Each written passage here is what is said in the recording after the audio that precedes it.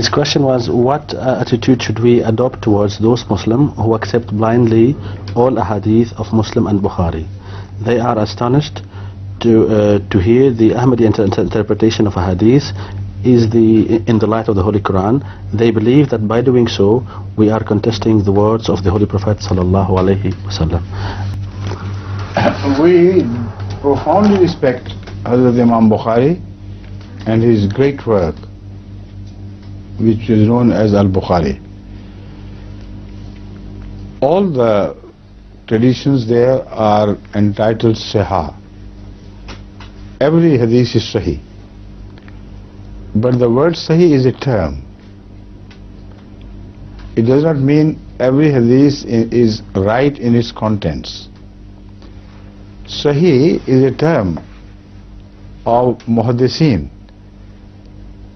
and every hadith fulfills the conditions of that term, which means that it should be reported from Hazrat Muhammad Rasulullah sallallahu alaihi wasallam all the way down through a chain of narrators, each one of whom is clear of objection of falsehood. And he is known to be trustworthy. And some other scholars have also accepted their hadith, the hadith of such a person. So if we know no defect in his character, then we accept whatever he said. This is the definition of Sahih Hadith.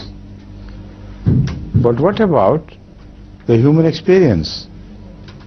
That I tell you something today, and tomorrow when I ask what did I say, you tell a different thing. And what about Ahmadis sallallahu alaihi wasallam repeating things and important instructions, not every word, repeating important instructions and then asking the person to repeat back so that he knows that everything is right. So this is a human experience, that although a man is true, his memory many a time fails him, and his understanding is not always perfect. He may misunderstand the word of Hazrat Muhammad Rasulullah sallallahu alaihi wasallam and pass it on to you in a manner that you are also misled, not by the hadith, but by the misunderstanding of the reporters. One example from Bukhari itself. Hazrat Abu Huraira radiyallahu ta'ala anhu narrated so many ahadith. Once he started shouting at the top of his voice as he walked the streets of Medina, Man qala la ilaha illallah fadakhala al-jannah. Man qala la ilaha illallah fadakhala al-jannah. Everybody was so happy to hear. It's enough for us to say la ilaha illallah Muhammad Rasulullah. Not even Muhammad Rasulullah. Man qala la ilaha illallah dakhala al-jannah. Hazrat Umar heard this.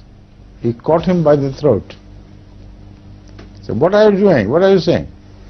He said, Hazrat Rasulullah sallallahu alaihi wasallam told me this and I am going to do it. Who are you to stop me? He said, come back, come to Rasulullah sallallahu alaihi wasallam. He practically dragged him to Hazrat sallallahu alaihi wasallam.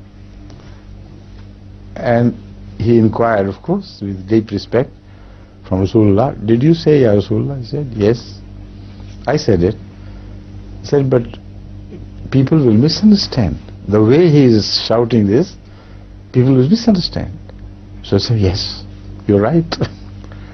He told Abu Hurairah, don't tell others exactly like this, because there is far more to it than what we hear from the ears. La ilaha illallah, in fact, is the negation not only of gods, but all the false prophets, and acceptance of all the prophets who come from Allah, because Allah has the right to send anybody whom He likes. No one else has the right.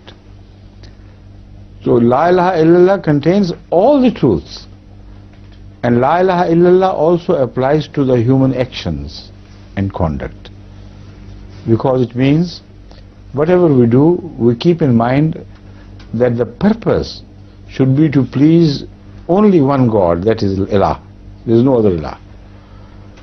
And He watches over us. So if you go deeper and deeper into the meaning of La ilaha illallah, the entire religion is revealed from this. It begins to spring out of this single statement, La ilaha illallah. So that is why Rasulullah sallam said it in a statement which was profoundly rich in wisdom. Hazrat Abu Huraira was a simple man. So he thought this is the announcement for everybody to enjoy, as if it's a new law which has been revealed.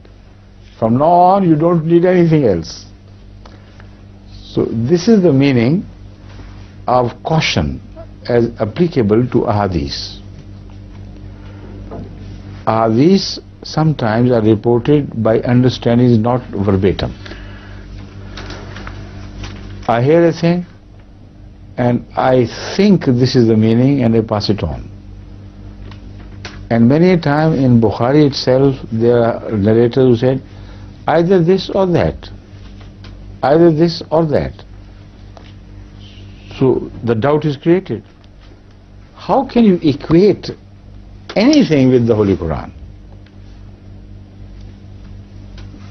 It's an insult to the Quran,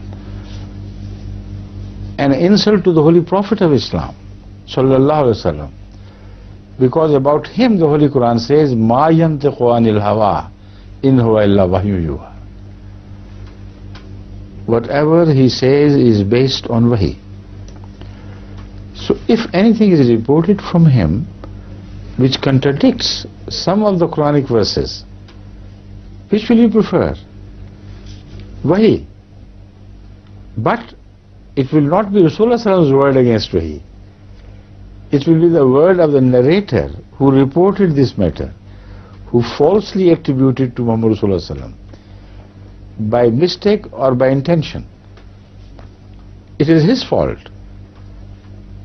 that we put it to the touchstone of the Quranic verses. If it says it's pure gold, we say yes, this is from Muhammad Rasulullah Sallam. If it says no, something mixed up, we say Quran will be preferred, this will be rejected, because Muhammad Rasulullah Sallam could not have said it. This is the argument. Right? Thank you.